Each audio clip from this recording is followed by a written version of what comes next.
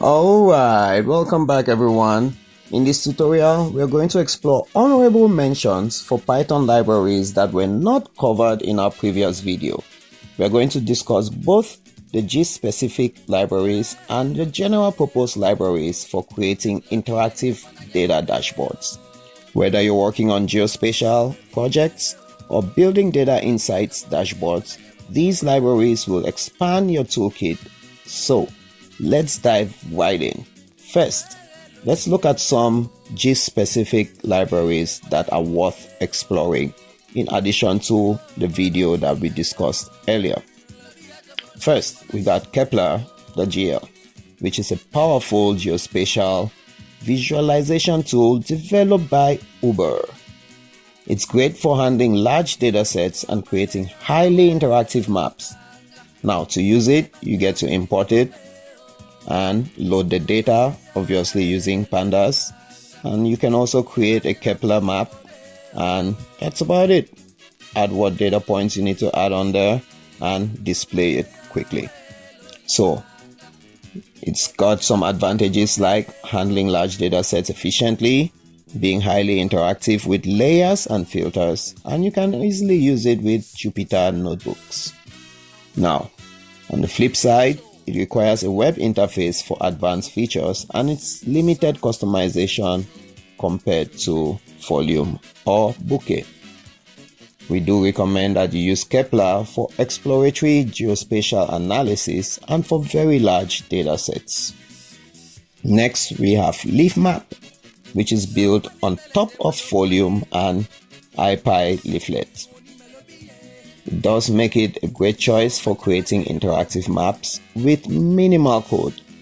For instance, with a few lines like importing the leaf map, creating a map, positioning it based on longitudes, latitudes, and a particular zoom level, adding your GeoJSON layer, and that's it.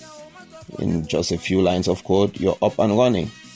Obviously, the advantage is the ease of use and its integration with Volume. It also supports multiple layers and widgets and very great for quick visualizations. Now, on the flip side, it's limited to just maps. We can have charts or other widgets. Now, it does require that you have additional tools for your dashboard as well. Our recommendation is to use Leaflet, or rather is to use Leafmap for quick interactive maps with layers. Now, let's talk about PyDeck, which is a Python wrapper for Deck.gl. It's a WebGL powered framework. What does that mean? Well, we're gonna have a whole different video on that. But being a WebGL powerful framework, it's useful for visual exploratory data analysis. It's also great for creating 3D maps as well as visualizations. To use it, once again, you get to import PyDeck, create a PyDeck layer, and you can also create a PyDeck map in addition to that layer and display all of them in an HTML file which can then be viewed on your browser. Now, this is very useful for 3D visualizations and it's highly interactive and customizable. It does also handle large data sets very efficiently, but it has a very steep learning curve and requires a web interface for advanced features. Now, recommendation is to use PyDeck for 3D geospatial visualizations and for large data sets, obviously. Now, moving on to general purpose libraries for dashboards.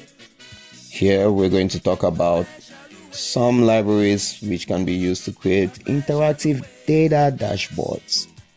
First off is Streamlit, which is a framework for building data apps quickly, very quickly, and it's great for creating interactive dashboards with minimal code. Here's an example. We get to import Streamlit. We also import Plotly Express. Now we can load up our data from our data frame, pandas that is, and create the Streamlit app.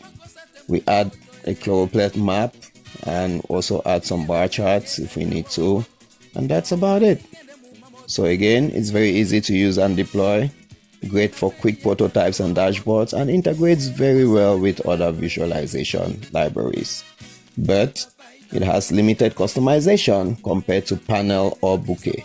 It does require additional setup for advanced features. So we do recommend that you use Streamlit for quick data apps and prototyping dashboards.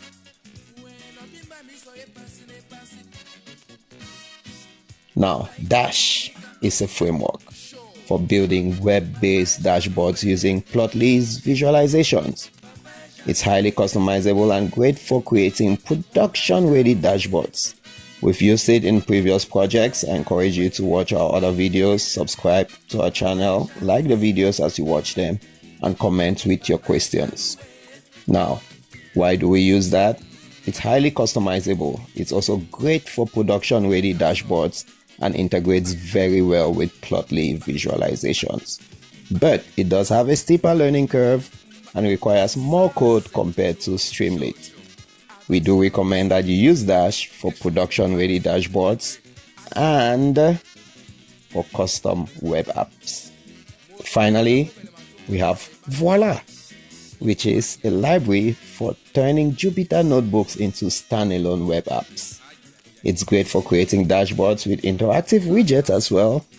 And as you can see in the example of our code, you import it. And once it's been imported, you can create widgets and display them as you wish. Once again, it's easy to use with Jupyter notebooks, great for creating interactive dashboards, and integrates well with IPy widgets. But it's only limited to Jupyter notebooks and requires additional setup for deployment. So use Voila for quick interactive dashboards in Jupyter notebooks. And as you can tell, that's about it. We've explored quite a good number of Python libraries that can take your GIS or data dashboards to the next level. So whether you're working on geospatial projects or building data insights dashboards, these libraries will expand your toolkit. You can find the complete code and data sets in the descriptions below. But I hope you do enjoy our videos and entire tutorial. So do not forget to like, subscribe, and smash that notification as well. Thanks for watching. This is Vitusdk, and you already know.